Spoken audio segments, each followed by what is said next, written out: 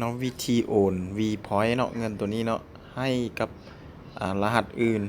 ก็คือให้หมู่ท่านเนาะที่ท่านต้องการจะโอนท่านต้องมีเงิน V Point เนาะอย่างน้อยก็10,000เนาะจึงสามารถโอนได้เนาะก็คือสมมุติว่าอยากโอนให้รหัสใดหนึ่งเนาะให้ท่านเข้าบน3ขีดนี้เนาะเลื่อนลงมาใส่ห้องคะแนนเนาะบีบเข้าห้องคะแนนแล้วเลื่อนลงมาเนาะจะเห็นเนาะโอน V Point เนาะอยู่นี่เนาะเบื้องซ้ายมือติ๊กเข้าไปเลยเนาะแล้วมาเห็นรูปตัวนี้ก็ให้ติ๊กเข้าไปอีกครั้งเนาะหลังจากติ๊กเข้ามาเนาะมันจะมีห้องให้ใส่จำนวนที่ต้องการโอนเนาะก็คือสมมุติค่อยอยากโอน 10,000 เนาะ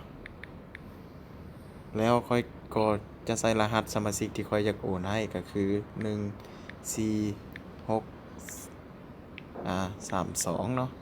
ค้นหาว่ามันถูกรายชื่อที่เราต้องการโอนบ่เอามาเบิ่งเนาะมันจะมีรายชื่อออกมาเป็นรายชื่อคอมพานีเนาะแล้วค่อยจะใส่หมายเหตุเนาะใส่ก็ได้บ่ใส่ก็ได้เนาะแต่ตัวนี้ค่อยจะใส่ว่า